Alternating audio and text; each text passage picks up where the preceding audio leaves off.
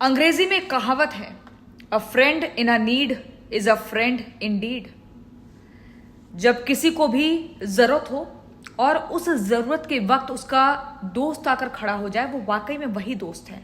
और यही काम इजराइल के लिए अमेरिका ने किया है। खुलकर अमेरिका इजराइल का सपोर्ट कर रहा था जब से इजराइल ने ऑपरेशन राइजिंग लाइन की शुरुआत की थी ईरान के खिलाफ, क्योंकि इजराइल को दिक्कत है कि भाई ईरान जो है परमाणु शक्तिशाली देश ना बन जाए।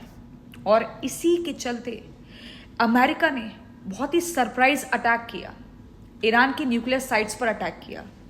सबसे पावरफुल साइट, अब सोचिए, फोर्दो, वहां पर इजराइल अटैक नहीं कर सकता था, उसके पास ऐसे हथियार ही नहीं है, लेकिन वहां पर अमेरिका ने अटैक किया।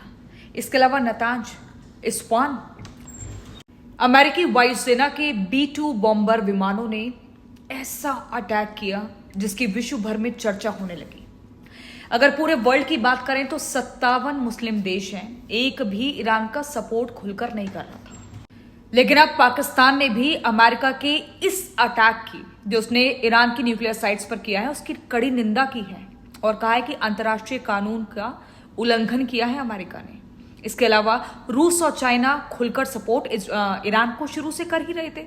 अब देखिए, अगर हम अमेरिका और इजराइल की बात करें तो ये दोनों ना एक टीम बन चुके हैं। टी फॉर दोनों का जो थ्रेट है, जो डर है, वो एक ही है। वो क्या है? वो खामनेई को लेकर है, वो न्यूक्लियर साइट्स को लेकर है जो ईरान में बन रही थी।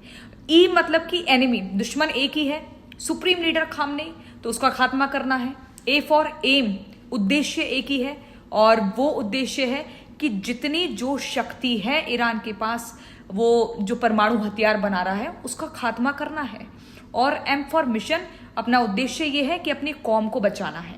अगर इजराइल में यहूदियों को बचाना है बेंजामिन नेतन्याहू ने, तो अमेरिका में ईसाइयों को। और ये जंग किसके सामने?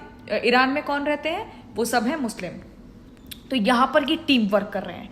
लेकिन भारत के प्रधानमंत्री नरेंद्र मोदी की मैं बात करूं तो उन्होंने ईरान के राष्ट्रपति मसूद पेजेश्कियान से आज फोन पर एक लंबी बातचीत की है और इसमें कहा है कि डायलॉग और डिप्लोमेसी के जरिए ही कुछ निष्कर्ष निकल सकता है और उस पर थोड़ा सा गंभीरता से विचार करना चाहिए, क्योंकि युद्ध अगर करते रहेंगे, लड़ते रहेंगे, अगर बैलिस्टिक मिसाइल और ड्रोन्स ईरान लगातार इजराइल के तेल अवीव पर फेंकेगा, अटैक करेगा, और वहां से इजराइल जो है वो अटैक करेगा, अमेरिका उसका सपोर्ट करेगा, तो कुछ भी नहीं होने वाला।